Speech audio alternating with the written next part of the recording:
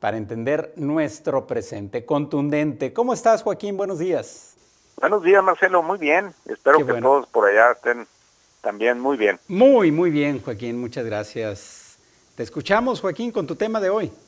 Pues mira, quisiera recordar que a finales de septiembre de 1913, el día 22, para ser precisos, llega a Hermosillo después de un trayecto muy complejo, muy difícil desde Coahuila, Venustiano Carranza.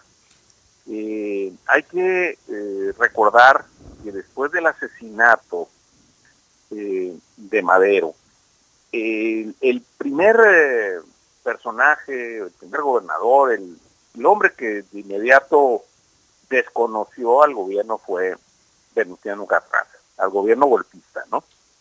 Y esto hizo que, pues obviamente las fuerzas federales lo acosaran a tal grado que se veía muy comprometida su situación por el área geográfica donde él se encontraba, Coahuila, ¿no?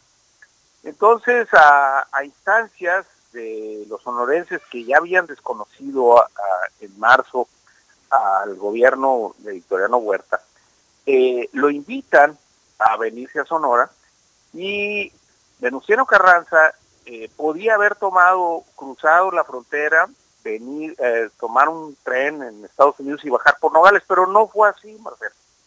Él decidió, él junto con los hombres que venían, venirse a caballo, cruzar la sierra, bajar por el norte de Sinaloa y ser recibido por una comitiva de sonorenses en Navojoa. De ahí tomó un tren y llega a Hermosillo. Con esta situación, la relación entre aquella revolución que iniciaba y el gobierno que se había apoderado del poder cambia por completo. Desde aquí de Sonora, este movimiento armado toma otros tintes, toma otras dimensiones y la situación política y militar en el Estado la tenían perfectamente controlada los revolucionarios, salvo Guaymas. Sí. Guaymas estaba sitiado. En Guaymas habían llegado fuerzas federales y habían desembarcado, incluso habían nombrado un gobernador, el golpismo, Victoriano Huerta había nombrado un personaje, y los revolucionarios, para no desgastarse y no tener un conflicto y un derramamiento de sangre que les podía ser muy costoso en hombres, en efectivos, en tropas, en pertrechos militares, deciden sitiarlo, pero es la única población del estado que permanece en ese estado, un estado latente, permanente, pero no de combate hasta posteriormente que ya la revolución va avanzando. Eso hace que Carranza llegue, se quede en Hermosillo, se aloje, por si ustedes pasan en Hermosillo, por ese lugar, se aloja en una casa que existía, que le decían la de los ojitos aquí en Hermosillo, que tenía una arquitectura muy interesante, muy bonita, típica de finales del siglo XIX del noroeste mexicano. Le decían los ojitos porque tenía como unos círculos Sí. por toda la casa, y ahí se aloja. Esa casa estaba atrás de lo que hoy es el antiguo edificio del Banco de México, no sé si te acuerdes, hay un lote baldío ahí, o hay, la derribaron En el muchos años centro, después. en el centro histórico. Ahí se aloja Carranza, Sí. e incluso manda poner en los periódicos locales el horario de atención. Es muy curioso porque incluso ahí pone su oficina y él despachaba ahí. Y además, a la par de su arribo a Sonora, conforma el primer gabinete preconstitucional. Personajes como Campani o Isidro Fabela, por ejemplo, que después será famosísimo, llegan aquí a Sonora, e incluso Isidro Fabela llega a ser oficial mayor del gobierno del estado en esas épocas. Muchos militares, muchos generales, muchos políticos, toda la revolución en pleno viene y se aloja aquí. Sí. Con el tiempo, Marcelo, esa revolución, como ya hemos platicado, pues avanza, derriba a los golpistas y triunfa, y esto hace que esa revolución que había iniciado con el asesinato de Madero, pues llegue y se haga del poder. Quisiera recordar también que en febrero de 1981, Marcelo, ya muy cercano, hubo la cuarta reunión de la República, ya en la época de José López Portillo. Sí. Prácticamente fue el bautizo de la Casa de la Cultura de Sonora, que había iniciado en la época de Alejandro Carrillo Marcor y termina construyendo el doctor Ocaña. Bueno, en esa cuarta reunión de la República, Marcelo, el presidente López Portillo hizo énfasis en este acontecimiento de la historia que te estoy platicando.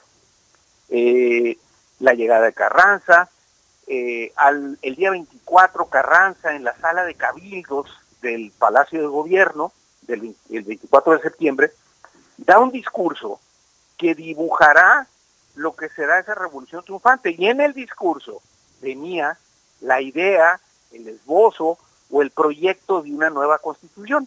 En función de esto, de lo que había sucedido aquí, es en 1981, esa cuarta reunión de la República está dedicada a este evento, y entonces Hermosillo es como la sede de aquella revolución que triunfará, pero también la sede del proyecto constitucional que cristalizará hasta 1917. En 1981, tú lo has de haber visto alguna vez, José López Portillo inaugura un conjunto escultórico, una estatua de Carranza, y a la par de la estatua, un fragmento en una, pues qué te diré, una losa gigante de acero, que fue traído por un avión Hércules del ejército, porque era pesadísima. Sí. Inauguran frente a la Casa de la Cultura este Sí. conjunto escultórico con un Carranza y con una parte del fragmento. Esa se la trajo Bueno, López Portillo entonces. esa estatua, Marcelo, Sí. fue hecha por un artista español de mucho renombre, Luisa Sanguino, que tiene obra en Estados Unidos, ¿Cómo en se Sudamérica, llama, Joaquín? en Europa. No me escuché, y Joaquín. el fragmento de ese discurso revela perfectamente bien lo que había. Desafortunadamente, Marcelo, en estas épocas de mucha modernidad y mucho cambio climático y, pues, ¿qué te diré? Muchos proyectos en redes sociales, pues la estatua está prácticamente fuera de foco, la tienen resguardada un escultor, y a lo mismo que la placa. Desde aquí, Joaquín, ¿me escuchas? Tomando en cuenta pues que son finales de septiembre, es una fecha conmemorativa, ojalá las autoridades, este no es un asunto del municipio nada más, Marcelo, es un asunto estatal que tiene que ver con la memoria y con el proyecto político del país. Ojalá rescataran, en función de las fechas que son, pues aquel conjunto escultórico, y pudieran darle un lugar digno, restaurarlo, remozarlo y ponerlo en un espacio que tenga visibilidad y que la gente sepa que ese monumento es Carranza, ese fragmento es el discurso, y a fin de cuentas, ese conjunto escultórico lo único que enseña es el proyecto constitucional que tuvo una revolución triunfante y que iba encabezado por sonorenses. Por eso hago esta relación entre los eventos, lo que pasó el 81 y lo que desafortunadamente pasa hoy. Sí. Joaquín, ¿me escuchas? Sí, te oigo. Sí, a ver, pero ¿quién quitó esa escultura de Carranza frente a la Casa de la Cultura? ¿Me puedes repetir la pregunta? ¿Quién la quitó? ¿Qué autoridad decidió quitarla? La quitaron en la época de Burs para hacer el Musas. Sí, y no se la llevaron a ninguna parte, la escondieron. Y la dejaron ahí tirada, enjaulada del Carranza, y tirada la placa ahí atrás del Musas. Sí. Con el tiempo, no sé si hayas visto, se hizo un parque ahí, ¿verdad? Pues, sí.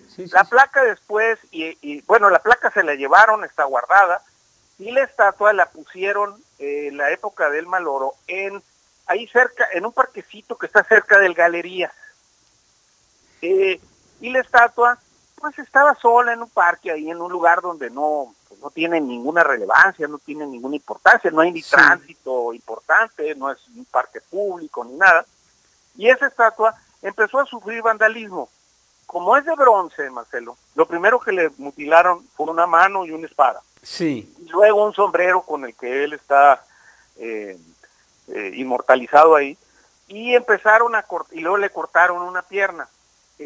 Gracias a los oficios del escultor Marlon Valderrama, que se dio cuenta y que además está ligado sentimentalmente a la estatua, porque su papá, junto con Luisa Sanguino, en 1981, hicieron ese conjunto escultórico, la rescató, y entonces se la llevó y la tiene resguardada en su almacén. El Marlon, Marlon Valderrama la tiene. Sí, la tiene Marlon, y tiene la placa también. Afortunadamente la tiene él, y afortunadamente está resguardada, porque si no hubiera sido así, Marcelo.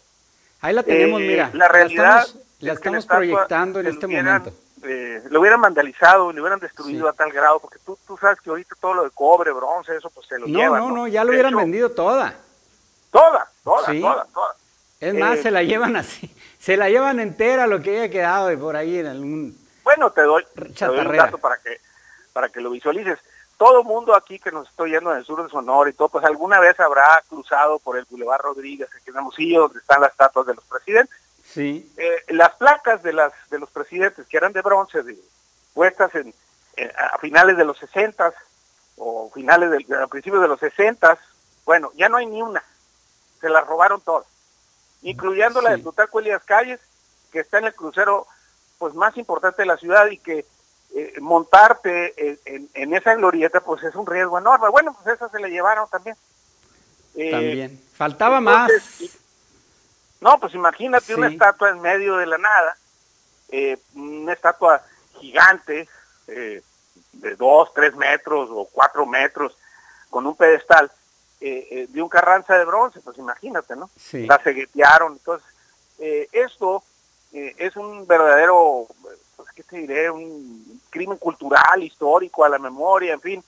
Y ojalá algún día, pues, las autoridades municipales, estatales y federales tomen en cuenta el valor histórico de estos monumentos, porque es parte, como te digo, de la memoria, de la identidad, pero también de un proyecto revolucionario que fue encabezado por personajes importantísimos del Estado, y que es una manera de honrarlos. Claro. No todo está en la modernidad, ni todo está a través de una pantalla de celular. Creo que es importante recuperar las coordenadas históricas y de la memoria. Las coordenadas históricas de la memoria. Potente tu frase. Gracias, Joaquín. No, hombre, gracias a ti, Marcelo. Hasta luego. 8:37. Permítanos un momento, vamos a un corte. Ya regresamos a Expreso 24/7. Un corte rápido, porque la noticia sigue en movimiento. Expreso 24/7.